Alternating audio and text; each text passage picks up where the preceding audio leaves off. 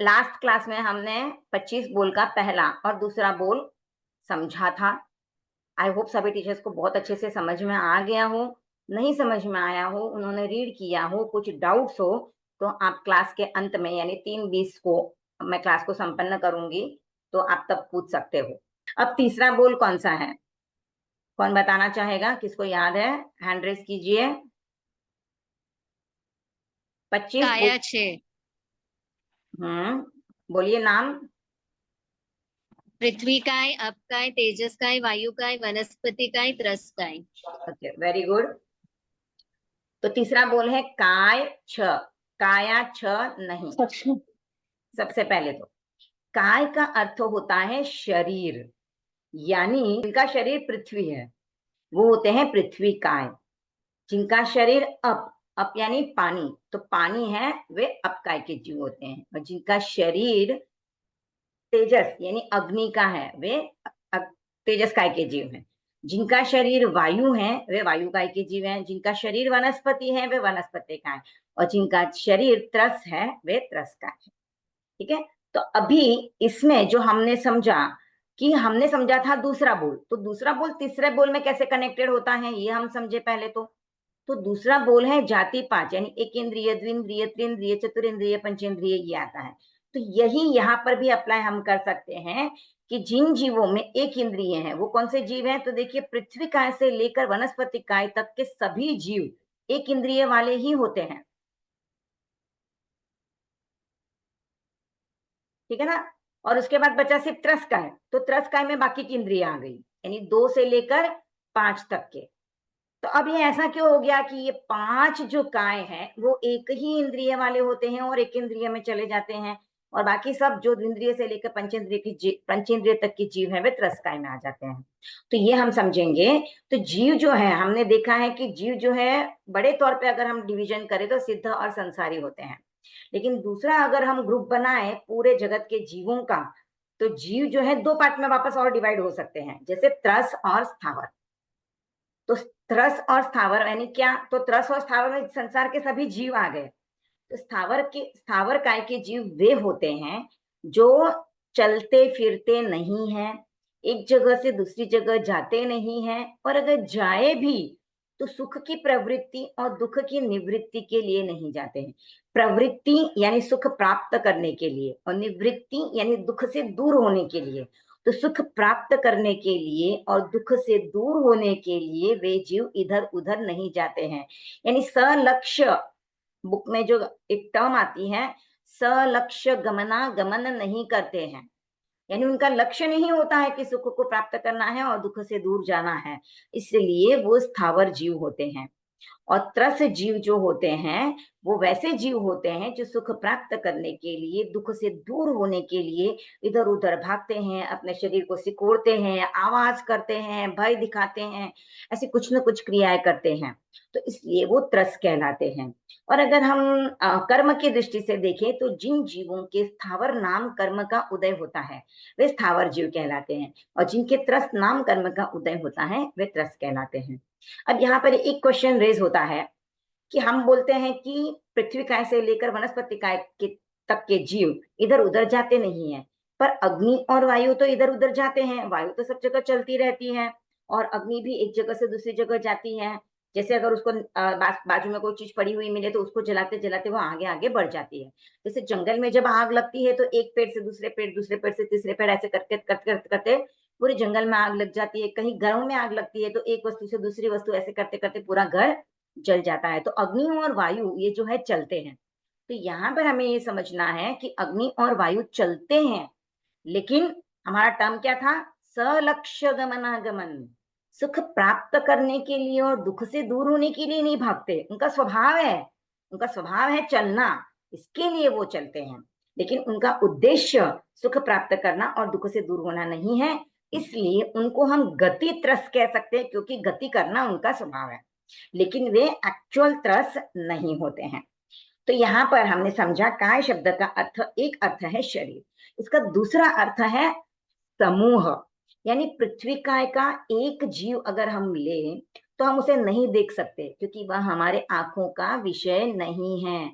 हमारी आंखों की एक क्षमता है, उस क्षमता से बाहर जाकर हमारी आंखें उन वस्तुओं को, भले ही वे मूर्त हैं, देख सकते हैं उन्हें, लेकिन हमारी आंखें उनको नहीं देख सकती। जैसे माइक्रो ऑर्गेनिजम्स हैं जिनको हम माइक्रोस्कोप से देख सकते हैं, पर हमारी खुली आंखों से क्या हम उनको देख सकते हैं? अब मैं चश्मा भी लगा लूं, कितनी भी पावर का चश्मा लगा लूं, तो भी मैं उनको नहीं देख पाऊंगी, क्योंकि चश्मा मेरी आंखों की क्षमता को बढ़ा नहीं रहा है, जो क्षमता कम हुई है उसको वापस रिस्टोर कर रहा है। जैसे समझो मेरी आंखों की पहले क्षमता थी कि मैं रीडिंग कर सकती थी, लेकिन अब मुझे नहीं रीडिंग करने को होता है, तो मैंने चश्मा लगाया, तो मेरी वो रीडिंग करने की जो डिसेबिलिटी है, जो मेरी प्रॉब्लम है, उसको वो रिकवर करता है, वो उसको कंप्लीट करता है। उससे मेरी पावर बढ़ती नहीं है देखने की। इसके लिए मैं उन चीजों को चश्मा लगाने के बाद भी नहीं देख पाती हूँ, लेकिन माइक्रोस्कोप में उतनी पावर दी, माइक्रोस्कोप जो यंत्र है उसमें इतनी पावर है कि उसको यूज करने से हम ऐसे जीव देख सकते हैं जिनको हम खुली आंखों से नहीं देख सकते। तो पृथ्वी काय हो, अप काय हो, तेजस काय हो, कोई भी काय, ये 5 कायों में से जो भी काय हैं, उनका एक एक जीव अगर हम देखना चाहें तो हम नहीं देख पाते। तो ऐसे जीव जब इकट्ठे होते हैं तो मिट्टी की डली जो है, मिट्टी का जो कण बनता है या मिट्टी की डली बनती है, वो हम देख पाते हैं। तो ऐसे जब पृथ्वी काय के बहुत सारे जीव इकट्ठा होते हैं तो इसीलिए उसको पृथ्वी काय कहा जाता है। जैसे पृथ्वी काय के जीवों का समूह, ऐसे भी कह सकते हैं। तो 2 अर्थ है काय शब्द के, एक है शरीर और एक है समूह। और ये जितने भी जीव हैं, जैसे पृथ्वी काय, अप काय, तेजस काय, वायु काय, ये चारों ही जीव जो हैं, इनमें असंख्य जीव एक साथ रहते हैं, यानी असंख्य जीवों का समूह होता है। सिर्फ एक वनस्पति काय ऐसा है जिसमें अनंत जीव होते हैं।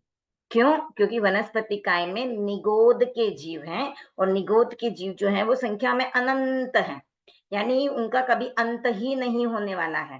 पृथ्वी काय, अप काय, तेजस काय, वायु काय, इनका कभी ना कभी अंत हो सकता है क्योंकि वे असंख्य है। इसीलिए कहते हैं कि पानी को अच्छे से यूज करो क्योंकि ये खत्म हो सकता है, रिसोर्स है और रिन्यूएबल नहीं है, इसके लिए हम नॉन रिन्यूएबल है, तो इसको हमें बहुत अच्छे से यूज करना चाहिए। असंख्य और अनंत, इसमें डिफरेंस ये है कि असंख्य यानी वो भी हम लोग काउंट तो नहीं कर सकते हैं, पर अनंत मतलब अंत ही नहीं है उसका। और असंख्य यानी अगर हम उसको कोई उपमा दे दे, जैसे हम बोलते पल्योपम, सागरोपम, जो हम यूनिट किलोमीटर के जैसा ही है, लेकिन वो एक इमेजिनेशन से समझ सकते हैं। तो वैसी इमेजिनेशन से अगर हम समझे तो उसको फिर भी हम काउंट कर सकते हैं या उसका एक अंदाज लगा सकते हैं, लेकिन अनंत का कोई अंदाज नहीं लगा सकते हैं। तो ये हमने समझा कि कैसे दूसरा बोल इसमें हम इंक्लूड कर सकते हैं, और इसको हम कैसे डिवाइड कर सकते हैं बोल को, कि पहले 5 जो है वो स्थावर है और अंत वाला त्रस्ता है। तो अब आपको जब भी कहीं क्वेश्चन पूछा जाए कि स्थावर काय में कितने जीव आते हैं, तो हमें लिखना है 5 जीव। और उसमें इंद्रिय कितनी होती है? तो एक होती है, वह है स्पर्शन इंद्रिय। एक ही इंद्रिय होती है क्योंकि उनको सिर्फ शरीर ही होता है। जीव की शुरुआत, इंद्रियों की शुरुआत जो होती है शरीर से होती है, उसके बाद फिर एक एक इंद्रिय बढ़ती जाती है, जो हमने दूसरे बोल में जाना है। अब पृथ्वी काय यानी क्या है वो समझेंगे। पृथ्वी काय यानी मिट्टी, मुरड़, हिंगोल, हरताल, हीरा, पन्ना, कोयला, जो भी जमीन में से निकलने वाली चीजें हैं, जैसे मार्बल है, मिट्टी है, सोना चांदी, ये जितने भी मेटल्स हैं, ये भी इसमें पृथ्वी काय के अंतर्गत आते हैं। और मिट्टी की एक डली अगर हम लोग ले ले तो उसमें असंख्य जीव होते हैं, क्योंकि इतने छोटे छोटे जीव है कि खचाखच एक बार में समा जाते हैं, तो असंख्य जीव एक साथ होते हैं। अब पृथ्वी काय, अप काय, तेजस काय, वायु काय, वनस्पति काय, इन सबको ले लो एक बार में, तो हम समझेंगे कि इसमें हर काय को जब विरोधी शस्त्र लगता है तब वह अचित्त होता है। तो जब तक उसको विरोधी शस्त्र न लगे तब तक वह सचित्त होता है, यानी जीव सहित होता है। और जैसे ही विरोधी शस्त्र लगता है तो उस समय पे वह अचित्त होता है। तो हम जब भी कोई चीज अचित्त करते हैं तब हमें ध्यान रखना है कि उसको उसका विरोधी शस्त्र लगा या नहीं लगा, क्योंकि जब तक विरोधी शस्त्र नहीं लगता है वह जीव अचित्त नहीं होता है। जैसे मनुष्य को शस्त्र का उपयोग किया जाता है, शस्त्र से वार किया जाता है, तो मनुष्य जीव रहित हो जाता है। तो वो तो क्लियर दिखाई देता है क्योंकि मनुष्य तो पंचेंद्रिय प्राणी है, हमारी आंखों का विषय है, लेकिन ये जीव हमारी आंखों के विषय नहीं है। तो हमें थोड़ा केयरफुल लेना पड़ता है इनका उपयोग करते समय। और जिसके भी सचित्त के त्याग है तो उसको प्रॉपर उसका प्रोसेस करके उसको अचित्त करना होता है। दूसरा है अपकाय, तो सभी प्रकार का पानी, बरसात का पानी हो, कुएं का पानी हो, समुद्र का पानी हो, ओस का पानी हो, सभी प्रकार का पानी ये अपकाय के जीवों के अंतर्गत आता है। अब इसमें कुछ पानी ऐसे हो सकते हैं जो आप यूज नहीं कर सकते हो, पीने के काम में नहीं ले सकते हो, लेकिन फिर भी वो पानी अपकाय के अंतर्गत ही आता है। इसमें भी वनस जल अपकाय की मतलब जल की एक बूंद में असंख्य जीव होते हैं। और जैसे अभी हमने एक बात का एंड बताती हूँ। तीसरा है तेजस्काय। तेजस्काय यानी अग्नि। सभी प्रकार की अग्नि, जैसे अग्नि है, विद्युत है, उल्का है, बिजली गिरती है, ये सभी आ, तेजस्काय के जीव है। जैसे गैस की हमारी फ्लेम जलती है, ये भी अग्निकाय का जीव है। इसके लिए गैस को भी हमें जब यूज करते हैं तो खुला नहीं छोड़ना चाहिए कि जल रहा है और जल रहा है और हम अपना काम कर रहे हैं, ऊपर बर्तन नहीं रखा है, कोई उपयोग नहीं है, वो चालू रह गया, इस तरह से नहीं करनी है, क्योंकि अग्निकाय के जीवों की हिंसा आपके निमित्त से हो रही है, क्योंकि आपने उसको खुला रखा है। तो हमें इन चीजों का भी ध्यान रखना है। अब इसमें एक समझिए, यहाँ पर हमने बोला अग्निकाय। अग्निकाय में विद्युत नहीं आती है।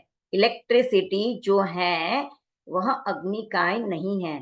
क्यों नहीं है, इसे जरा सा समझेंगे। अग्निकाय जब जलती है तो उसको ऑक्सीजन की जरूरत होती है और इसलिए वह जीव है। लेकिन जब हम बिजली जलाते हैं, उस समय पे आप देखिए जो ट्यूबलाइट बल्ब बनते हैं या कोई भी इस तरह का लाइट देने वाला अपैरेटस या अप्लायंस बनता है, तो उसमें से ऑक्सीजन निकाल लिया जाता है और उसमें वैक्यूम क्रिएट किया जाता है और तभी उसमें विद्युत उत्पन्न होती है। तो ऐसा देखे जाए तो विद्युत का प्रकाश जो है वह तेजस्काय नहीं है, पर जो इलेक्ट्रिसिटी आती है, जहां से करंट उत्पन्न होता है ना, वो अग्निकाय है। इसीलिए हम इलेक्ट्रिक स्विचेस को सामायिक में हाथ नहीं लगा सकते हैं। बाकी लाइट के प्रकाश में हम बैठ सकते हैं, क्योंकि वह लाइट का प्रकाश अचित है, तभी तो साधु साध्वी भी उसमें बैठते हैं। तो ये बात हम समझें कि जो इलेक्ट्रिसिटी आ रही है डायरेक्टली, वो सचित है, वह अग्निकाय है। लेकिन जो ट्यूबलाइट के नीचे हम बैठे हैं, बल्ब के नीचे बैठे हैं, वह अचित है, इसके लिए हम उसके नीचे बैठ सकते हैं। तो कुछ कॉन्सेप्ट हमारे यहाँ पे क्लियर हो तो हमारे लिए चीजों को समझना इजी हो जाता है। चौथा है वायु का है, यानी वायु जिनका शरीर है। तो इसमें ही मैं बताना चाह रही थी कि पृथ्वी जिनका शरीर है, पानी जिनका शरीर है, अग्नि जिनका शरीर है और वायु जिनका शरीर है, इसका मतलब जो पानी है, हम पानी यूज करते हैं, वो पानी खुद एक जीव है। पानी के अंदर और कोई जीव हो सकते हैं, वो एक अलग बात है, लेकिन पानी जो हमें दिखाई दे रहा है वह पानी ही एक जीव है। मतलब उस पानी में जो अलग अलग जीव हैं, असंख्य जीव हैं, वे पानी की बूंदे, वो खुद जीव हैं। इसके लिए हमें अपकाय का, तेजस्काय का प्रयोग करते समय बहुत सावधानी पूर्वक करना चाहिए। उसके अंदर और द्विंद्रिय त्रिंद्रिय जीव उत्पन्न हो सकते हैं, उनसे तो हमें बचना ही है, लेकिन पानी का उपयोग भी हमें बहुत सोच समझ के करना है कि अपने निमित्त उन जीवों की हिंसा ना हो। अब चौथा है वायुकाय। तो वायुकाय के 5 भेद हैं। 5 प्रकार की वायु होती है। उत्कलिका वायु, जो ठहर ठहर कर चलती है। मंडलिका वायु यानी जो चक्र खाती हुई चलती है। घन वायु यानी जो पहली नरक है, रत्न प्रभा, उस पृथ्वी के नीचे, यानी उसके जो विमान है उसके नीचे जो जमी हुई बर्फ की भांति होती है, बर्फ जैसी वो वायु है, इसके लिए उसको कहते हैं घन वायु। चौथी है गुंजा वायु। गुंजन तो आवाज करती हुई जो चलती है, वह गुंजा वायु है। और चौथी जो है वो शुद्ध वायु, यानी पहले की जो 4 वायु है उसका कोई गुण नहीं है उसमें, लेकिन वह मंद मंद चलती रहती है। तो ऐसी शुद्ध वायु जो है ये हमारे आसपास, हमारे एटमॉस्फेयर में, हमारे पर्यावरण में फैली हुई है। वायु में भी पृथक पृथक, यानी वायु के जो जीव दिखाई हमें दिखते नहीं है, वैसे तो है, तो मूर्त है, पर हमारी आंखों का विषय नहीं है, तो उसमें भी असंख्य जीव एक साथ रहते हैं। पांचवा है वनस्पतिकाएं। वनस्पतिकाएं जो है, नॉर्मल वनस्पति जो भी आपको दिखाई दे, आम, अंगूर, केला, सब्जी, या फिर जमीकंद भी आपको दिखाई देते हैं, आलू, प्याज, लहसुन, तो ये भी सब वनस्पतिकाएं में ही आते हैं। अब वनस्पतिकाएं में वापस आपको 2 पार्ट मिलेंगे। एक है साधारण वनस्पति और है प्रत्येक वनस्पति। प्रत्येक वनस्पति, एक शरीर में एक ही जीव रहता है। जैसे मैंने आम लिया, तो आम में एक ही जीव है, यानी मैं उसको अगर उपयोग करती हूँ तो एक जीव का मेरी हिंसा करनी पड़ी मेरे निमित्त। लेकिन जो दूसरे प्रत्येक वनस्पति मकाई में एक और होता है, एक तो होता है एक शरीर में एक जीव, और दूसरा होता है कि शरीर बनाने वाला एक जीव होता है, लेकिन उसके आधार पर पलने वाले बहुत सारे जीव हो सकते हैं। जैसे आम का पेड़ ले लीजिए, आम की एक गुठली जमीन में डाली जाती है, उससे आम का पेड़ बनता है और फिर उस पर बहुत सारे आम लगते हैं। तो बनाया तो शरीर एक, मतलब वृक्ष बनाया एक बीज ने, तो एक जीव से वो शरीर बना, लेकिन उस शरीर पे आश्रय लेने वाले बहुत सारे जीव आ गए जिनके वापस अलग अलग शरीर है। तो ये भी हो सकता है। साधारण वनस्पति में क्या होता है, शरीर एक ही होता है, लेकिन उसके अंदर अनंत जीव होते हैं। जैसे अनंत जीव जो होते हैं उनके सबके तेजस और कार्बन शरीर अलग अलग होता है, लेकिन औदारिक शरीर जो है वो एक ही होता है। तो ये साधारण वनस्पति काय है, और इसीलिए कहा जाता है कि जितना आप खुद पे कंट्रोल कर सको तो आप जमीकंद का प्रयोग मत कीजिए या कम कीजिए, अल्पीकरण कीजिए। क्योंकि आलू जो है उसका औदारिक शरीर एक ही दिखाई देता है, लेकिन उसके अंदर अनंत जीव है। वैसे ही लहसुन है, प्याज है, गाजर है, शकरकंद है, और कौन सा बाकी रहा है, गाजर, शकरकंद और मूली। गुरुदेव ने ये छह मूली। हाँ हाँ। मूली। गुरुदेव ने ये 6 जमीकंद तो मतलब जहां तक हो सके वर्जन करने के लिए कहा है। तो जो अपनी अपनी क्षमता देख सकते हैं कि हम कितना खुद पे कंट्रोल कर सकते हैं। साधु साध्वियों के लिए तो इनका वर्जन है, तो हम उनके लिए तो जब वो आते हैं तब हमारे घर में भी ये नहीं हो। इसके लिए एक त्याग तो हम कर ही सकते हैं कि जब हमारे गांव में साधु साध्वी हो, तब तो हम कम से कम इन 6 जमीकंद का वर्जन करें, त्याग रहे हमारे। तो साधु साधु जब भी आए हमारे गांव में, उस समय पे उस दिन पे हमारे त्याग अपने आप स्टार्ट हो जाते हैं। तो ऐसा त्याग हम ले सकते हैं। दूसरा त्याग हम ले सकते हैं कि जिस जिस जब भी हमारे गांव में साधु साध्वी हो, तो हमारे रात के सौगंध हो, हमारे सचित्त पानी पीने का त्याग हो, सचित्त वस्तु का उपयोग करने का त्याग हो। तो ये 4 त्याग हमारे रहते हैं, तो हमारे घर में साधु साध्वी गोचरी पधार सकते हैं, क्योंकि उनको सहज आहार उपलब्ध हो जाता है। उनके निमित्त फिर वो आहार नहीं बनता है। तो सभी नहीं ले सकते, तो घर में जो एक भी कोई व्यक्ति ले ले, तो उसके निमित्त से भी ये सब हो सकता है। और कोशिश रहे कि घर में सभी के हो तो बहुत अच्छा है। पर अब देखिए आजकल का टाइम ऐसा है कि त्याग करने में लोग थोड़ा हिचकिचाते हैं, क्योंकि त्याग टूट जाते हैं। तो त्याग टूटने के डर से त्याग नहीं लेना, ये बहुत बड़ी हमारी गलती है। क्योंकि करते करते हम जब तक अभ्यास नहीं करेंगे तब तक हमारा प्रयोग सफल नहीं होगा। अगर कोई स्विमिंग सीखना चाहे और बोले कि जब तक मुझे स्विमिंग नहीं आए मैं पानी में नहीं उतरूंगी, तो स्विमिंग सीख पाएगा? कभी भी नहीं सीखेगा। क्योंकि स्विमिंग सीखना है तो उसकी वीडियोस कितने भी देख लो, उसका डेमोन्स्ट्रेशन कितना भी सुन लो, जब तक पानी में नहीं कूदोगे तब तक स्विमिंग नहीं आएगी। तो ऐसा जब सोचोगे कि जब ऐसा समय आएगा कि जब मेरे त्याग कभी टूटेंगे ही नहीं तब मैं त्याग लूंगी, तो ऐसा कभी होना ही नहीं है। जो बरसों बरसों से त्याग कर रहे हैं उनके भी कभी कभी प्रमाद से त्याग भंग हो जाते हैं। तो उसको हम प्रायश्चित लेके शुद्ध हो सकते हैं, लेकिन त्याग करने का क्रम हम बढ़ा सकते हैं। अब वनस्पति काय के जीव जो हैं वो उत्पन्न होते हैं, तो उसमें बुक में आपके 8 प्रकार बताए गए हैं, तो उनको भी आपको याद रखना है। अग्रबीज, अग्रबीज यानी जिनका सिरा यानी ऊपर का जो पार्ट होता है वही उनका बीज होता है। तो वो बीज जब आप जमीन में डालते हो तो उससे पूरा वनस्पति का जीव बन जाता है। इसका एग्जाम्पल दिया है कोरंट, कट्ठसारिया, ये एक कांटे वाला फल है।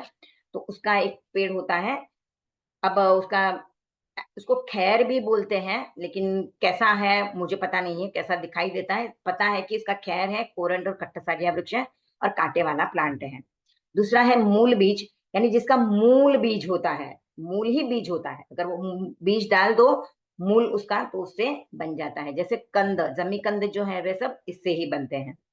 पर्व बीज यानी ये जो वनस्पति होती है इसके गांठें होती है, तो उस गांठ को अगर आप जमीन में डाल दो तो उससे ये प्लांट बन जाता है। जैसे गन्ना, यहाँ पे एग्जांपल दिया, ईख को गन्ने का आप देते हो बड़ा वो, तो उसमें आप देखते हो उसमें गांठें होती है बीच में, तो वो गांठें ही उसका बीज होती है।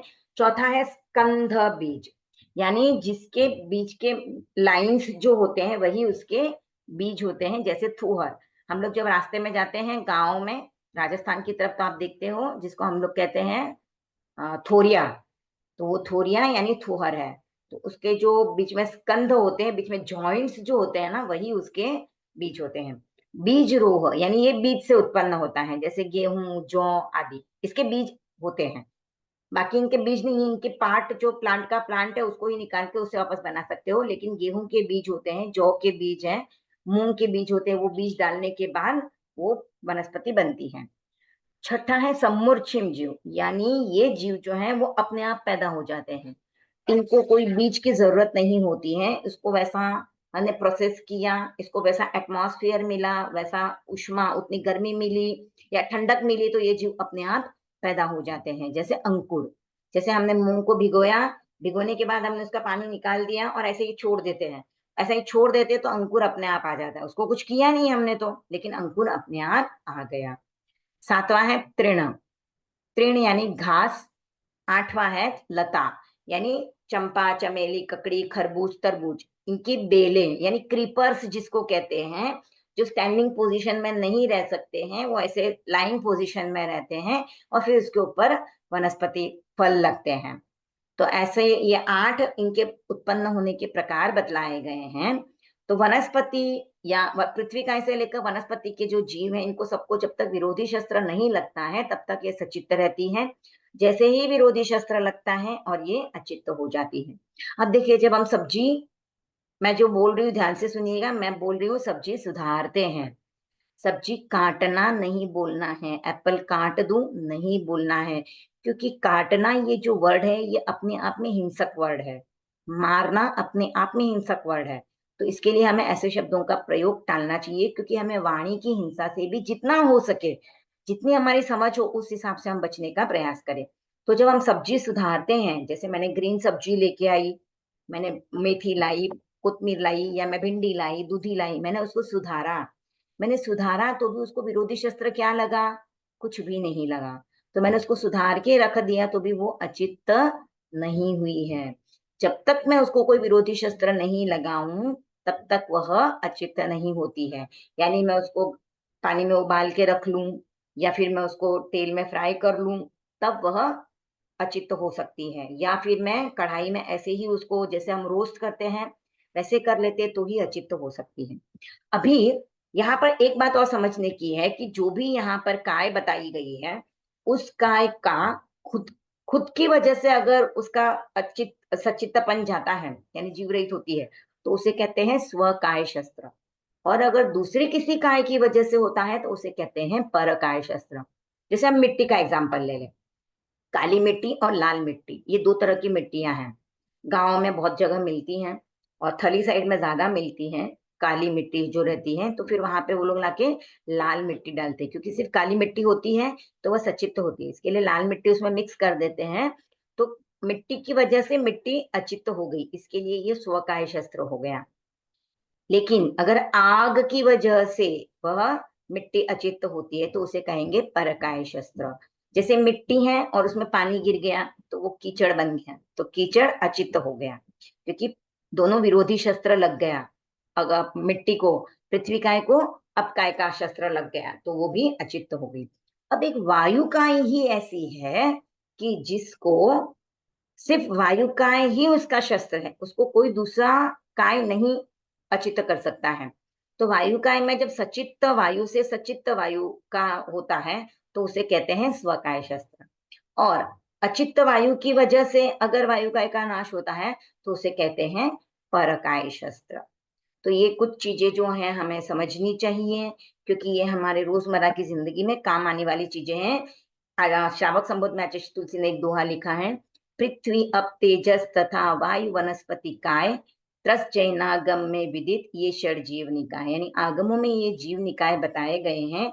और इन 6 जीवों को जो नहीं जानता है वह संयम को नहीं समझ सकता है, वह त्याग नहीं कर सकता है।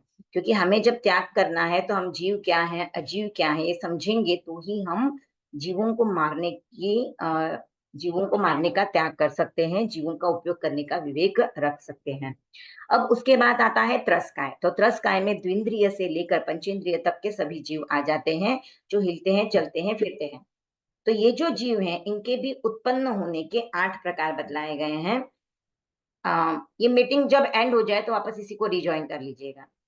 इसके भी 8 प्रकार बतलाए गए हैं। अंडज यानी जो अंडे से उत्पन्न होते हैं, पक्षी, सर्प, ये सब अंडे से उत्पन्न होते हैं। इसीलिए देखिए आपके घरों में जब कबूतर ने अंडे दिए हैं या चिड़िया ने अंडे दिए हैं तो आपको उन अंडों को इधर उधर हिलाना नहीं चाहिए, उसको हाथ भी नहीं लगाना चाहिए, क्योंकि अगर हम हाथ लगा लेते हैं तो वो पक्षी उस पे आके फिर बैठता नहीं है और वो अंडे में जो जीव है वो वहीं पे मर जाता है। तो या तो आप पहले ही सावधानी रखिए कि आपके यहाँ पर चिड़िया या कबूतर घोंसला नहीं बनाए, अगर बना लिया है तो उसमें से बच्चा बाहर निकले उतने तक का आपको वेट करना है। दूसरा है पोतज, यानी जो खुले अंगों से पैदा होते हैं, जैसे हाथी है, ऊंट है, ये खुले अंगों वाले ही डायरेक्ट पैदा होते हैं। जरायुज यानी ये जीव हैं जो जब उत्पन्न होते हैं तो उनके शरीर के चारों ओर मांस की एक पतला सा लेयर जो है वो लगा रहता है, और वो उस लेयर को निकल के फिर बाहर निकलते हैं, तो मनुष्य वैसे ही पैदा होता है, भैंस और गाय भी इसी तरह से पैदा होते हैं।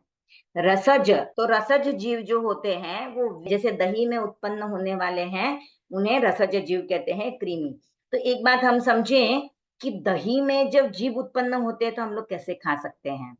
तो ये जो जीव हैं ये मतलब उस प्रोसेस करने के बाद दही बन जाता है, तो उनको मतलब हम कहेंगे कि वो हमारे अभक्ष्य नहीं है।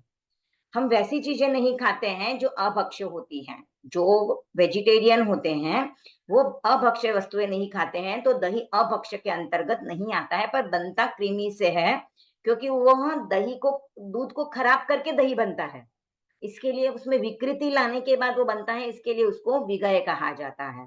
तो इसीलिए जो साधना करना चाहते हैं वो विगय का वर्जन करते हैं, क्योंकि ऐसी जो वस्तुएं होती हैं वह साधना में बाधक बनती हैं, शरीर में विकार उत्पन्न करती हैं, हमारी इंद्रियों को उत्तेजित करती हैं। तो इसके लिए हो सके तब तक हम लोगों को भी एक एक विगय का या दो विगय का त्याग करना चाहिए। जैसे मैं आपको बताऊं, विगय 6 होती हैं, उनमें से 2 विगय तो हम लोग आराम से कट कर सकते हैं, 2 नहीं तो 1 विगय तो ऐसी है कि जो हम यूज ही नहीं करते, मोस्ट ऑफ द तो यूज नहीं करते हैं, कच्चा तेल। क्योंकि कच्चा तेल, घी और तेल दोनों विगय में आते हैं, घी के बगैर काम नहीं चलता है, पर कच्चा तेल तो हम लोग यूज नहीं करते हैं। घी तो हम लोग रोटी पे चुपड़ लिया, ऊपर से डाल दिया तो यूज कर लिया, लेकिन तेल कभी उपयोग में नहीं आता है। तो जिस दिन आपको खाना है तेल, उस दिन आप विधेय का वर्जन नहीं करो। लेकिन आपको पता है, जैसे अब हम तेल किस में खाएंगे, कच्चा, जब ढोकला बनेगा उसमें खाएंगे, और तो मुझे नहीं लगता कोई किसी में तेल खाता होगा। या फिर तेल का कच्चा प्रयोग और कोई करते हो तो वो बता सकते हैं, लेकिन मुझे जहां तक ध्यान है हम ढोकले के अलावा और किसी में नहीं खाते, घेरिया जो बनाते हैं उसमें। तो जिस दिन आपके घर में घेरिया बने उस दिन आप मत कीजिए विगय का त्याग, लेकिन बाकी दिनों में तो आप आराम से तेल का त्याग कर सकते हैं। तो 365 डेज में से आप 10 दिन रख लीजिए, 20 दिन रख लीजिए, कि 20 दिन आपके घर में साल में 20 दिन से ज्यादा घेरिया किसी के यहाँ पे बनता हो तो वो उतने दिन का आगार रख ले और बाकी के दिनों के लिए तेल विगय का त्याग कर दे। और दूसरा जो है आप विगय छोड़ सकते हो वो दही और चीनी, इन दोनों में आप कर सकते हो कि जिस दिन आप दही नहीं खाते हो या चीनी नहीं खाते हो तो उस समय पे आप उस चीज का त्याग कर सकते हो। या फिर जिस दिन आप कच्चा तेल खा रहे हो ना तो उस दिन आप दही मत खाइए, तो एक विगय का त्याग तो आपका 365 डेज रह सकता है। तो इसमें भी आप ये ध्यान रख सकते हो, जिस दिन दही का नहीं प्रयोग करना है तो 2 विगय का त्याग कर लीजिए, जिस दिन दही का प्रयोग करना है तो 1 विगय का त्याग कर लीजिए, रोज के रोज भी त्याग कर लीजिए तो भी आपके एक एक विगय का त्याग हो जाता है, इंद्रिय का संयम हो जाता है। तो ये विगय वर्जन जो आप थोड़ा ध्यान देख सकते हो, क्योंकि कढ़ाई विगय, मिठाई, इसमें आप नहीं, मिठाई में भी आप देख सकते हो आप क्या खा रहे हो, क्योंकि मिष्ट विगय हैं, तो जिसमें 2 वस्तुएं एक साथ मिलती हैं, जैसे आम में आपने रस, शक्कर भी डाल दिया और दूध भी डाल दिया तो वो मिष्ट विगय बन गई। तो इसमें भी आप देख सकते हो कि आप किस दिन किस चीज का प्रयोग नहीं कर रहे हो और आप उसका त्याग कर सकते हो।